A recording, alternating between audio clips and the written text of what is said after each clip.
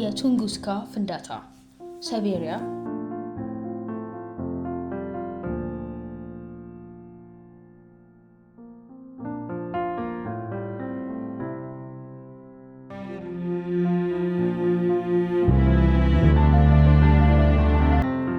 የቱንጉስካ ፍንዳታ ታሪክ የሚጀምረው በሰኔ 30 1908 ዓ.ም ነው።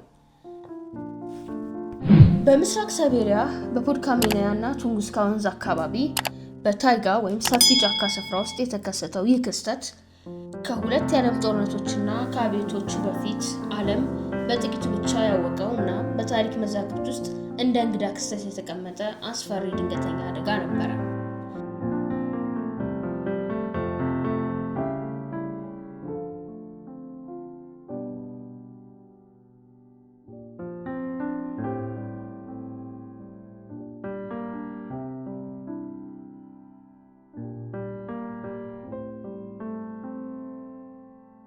ጠዋት ላይ ወደ 7 ሰዓት ከ15 አካባቢ ታይጋ በድንገት ተረበሸ።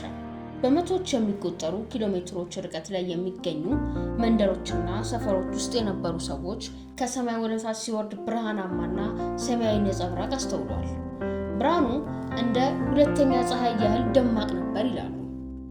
ይህንን ብርሃን ተከትሎ የመስማት ችሎታን የሚያሳጣ የሚያስፈራ ድምፅ ተሰማ። ድምፁ በሺዎች የሚቆጠሩ ነጎድጓዶች በአንድ ጊዜ እንደጮሁ ይናገራል። የፍንዳታው ድምፅ ብቻ ሳይሆን የተፈጠረው የአየር ሞገድ ከወትሮም የተለየ ነበር። በ60 ኪሎ ሜትር ርቀት ላይ ሰዎች ከመሬት ላይ ተነስተው እንደተወረወሩ ተሰማቸው። ቫናቫራ መንደር ውስጥ የነበሩ ሰዎች ቤቶቻቸው እየተንቀጠቀጡ መስኮቶቻቸው ሲሰበሩ አይተዋል። በ500 ኪሎ ሜትር ርቀት ላይ የባቡር ሀዲድ ሰራተኞች የነበሩ የከተማ ነዋሪዎች ከመሬት በታች የሚመጣ የመሰለ መንቀጥቀጥ ተሰምቷቸው ነበረ። ፍንዳታው የተከሰተው በሰው መኖሪያ ያልበዛበት አካባቢ በመሆኑ የሞትና የአካል ጉዳት ቁጥር እጅግ ዝቅተኛ ነበረ። ሆኖም የአካባቢው አዳኞች፣ አጋዘን አርቢዎች የነበሩት ኢቪንኪ ጎሳ አባላት አውሬዎችና የአጋዘን መንጎቻቸው ወዲያውኑ እንደሞቱና የጫካውንም እሳት እንደያዘ ተመልክተናል። የቱንጉስካ ክስተት የተከሰተበትን ቀን እንግዳ የሚያደርገው ነገር ቢኖር የሰሜናዊ ንፍቀ ክበብ ወይም ኖርት ሄሚስፌር በተለይም በአውሮፓና በሩሲያ ለብዙ ምሽቶች ሰማዩ ባልተለመደ ሁኔታ ደማቅ መሆኑ ነው። በለንደንና በፓሪስ ያሉ ሰዎች ከእኩለ ሌሊት በኋላም ቢሆን ጋዜጣ ማንበብ ይችሉ ነበር። ከሰማይ የሚመጣ ብርሃን የሰማይ ብርሃን ይህን ያህል የጠነከረበት ምክንያት በወቅቱ አልታወቀም ነበር። አሁን ግን የሳይንስ ሊቃውንት ይህን ያልተለመደ ብርሃን የተፈጠረው በፍንዳታው ምክንያት የከባቢ አየር የላይኛውን ክፍል ወይም አፐር አትሞስፌር በአቧራ በመበከሉ እንደሆነ ይገምታሉ። የወቅቱ የሩሲያ መንግስት በፖለቲካዊ አለመረጋጋትና የኢኮኖሚያዊ ቀውስ ውስጥ ስለነበረ የሳይቤሪያ በረሃ ውስጥ ለተፈጠረ አንድ ክስተት ትኩረት ለመስጠት የሚያስችል ምንም አቅም አልነበረውም። በዚህ ምክንያት ለዓመታት ይህ ፍንዳታ ሳይመረመር ቀረ። የፍንዳታው ዜና ለዓመታት ሲተረክ ቢቆይም ሳይንስ ሊቃውንትና ትኩረት ሊሰጡት ከ19 ዓመታት በኋላ ነበረ። ታዋቂው የሩሲያ ማዕድን ተመራማሪ ሊዮኒድ ኩሊክ ነበረ ለመጀመሪያ ጊዜ ወደ ስፍራው የሄደው። ኩሊክ ወደ ቱንጉስካ ለመጓዝ ያነሳሳው ፍንዳታው የተፈጠረው በአንድ ትልቅ ብረት ነክ የሜትሮይት በመውደቁ ነው በሚል እምነት ነበረ። የእሱ ዓላማ ይህንን ውድ ሜትሮይት አግኝቶ ወደ ሞስኮ ማምጣት ነበረ። ኩሊክ በ1927 ዓ.ም ወደ ስፍራው ሲደርስ ያየው ነገር ግን ከጠበቀው ፍጹም የተለየ ነበረ። በ1927 ዓ.ም ወደ ቱንጉስካ ሲደርስ ከ19 ዓመታት በፊት በቦታው የተከሰተው ጥፋት የሚያሳዩ ምልክቶች አሁንም በግልጽ ይታዩ ነበር። እሱ የጠበቀው ትልቅ ብረት የተሞላ የሜትሮይት ጉድጓድ ማግኘት ነበረ። ነገር ግን ባየው ነገር ሙሉ በሙሉ ተደናገጠ። ኩሊክ ወደ ፍንዳታው ማዕከል ተብሎ ወደሚገመተው ስፍራ እየተጠጋ በሄደ ቁጥር የጫካ ሁኔታ እየተለወጠ መጣ። መጀመሪያ ላይ በከፍተኛ ሙቀት የተቃጠሉ ዛፎችን አየ። ከዚህም ወደ ማዕከሉ ሲደርስ ከባድ የአየር ሞገድ ምን ያህል ኃይል እንደነበረው በሚያስደነግጥ ሁኔታ ተመለከተ። 2000 ስኩዌር ኪሎ ሜትር የሚሸፍን ስፋት ባለው ቦታ ላይ 80 ሚሊዮን የሚሆኑ ዛፎች ከስራቸው ተነቅለው እንደ ግጥሚያ እንጨት በአንድ አቅጣጫ ወድቀው ነበር። ኩሊክ ያስገረመው ነገር የዛፎቹ አወቃቀር ነበር። በተለመደው የሜትሮይድ ተጽዕኖ ዛፎቹ ከውድቀቱ በኋላ በመነሳት ወደ ውጪ በራዲየስ ፓተርን መውደቅ ነበረባቸው። የቱንጉስካ ግን የተፈጠረው የቢራቢሮ ቅርጽ ያለው የውድቀት አወቃቀር ነበር። ከዚህም የባሰ ፍንዳታው ማዕከል ተብሎ በሚገመተው ቦታ ላይ የነበሩት ዛፎች አልወደቁም ነበር፣ ይልቁንም ቀጥ ብለው ቆመዋል። ነገር ግን ቅርንጫፎቻቸውና ቅጠሎቻቸው በከፍተኛ ሙቀት ሙሉ በሙሉ ተቃጥለው ነበር። ይህም የሚያሳየው ፍንዳታው የተከሰተው ከመሬት በላይ ሳይሆን አይቀርም የሚል መላምት አስከተለ። የመሬት ላይ ምንም አይነት ጉድጓድ ወይንም የሜትሮይድ ቁርጥራጭ አለመገኘቱ የኩሊኪን የመጀመሪያ እምነት ሙሉ በሙሉ አፈረሰው። ትልቅ የሜትሮይድ ቁርጥራጭ በመውደቅ ሳይሆን ከባቢ አየር ውስጥ ከመሬት ከ5 እስከ 10 ኪሎ ሜትር ከፍታ ላይ የፈነዳ ነገር እንደነበር ግልጽ ሆነ። የፍንዳታው ኃይል ምን ያህል ነበር?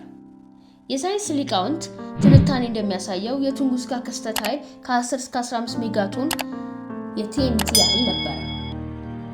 ይህ ኃይል በሁለተኛው የዓለም ጦርነት በሂሮሺማ ላይ ከተጣለው አቶሚክ ቦምብ በሺህ እጥፍ ይበልጣል።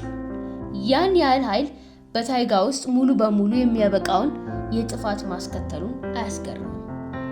ፍንዳታው ከፍተኛ ሙቀት የፈጠረ ሲሆን ከመሬት አውጥቶ ሙቀት የሚለቀቅበት ወይንም ሙቀት ልቀት ከ20 ኪሎ ሜትር ርቀት ላይ የነበሩ ሰዎች ልብስ ሊያቃጥልና ቆዳ ሊያደርቅ እንደሚችል ታወቀ።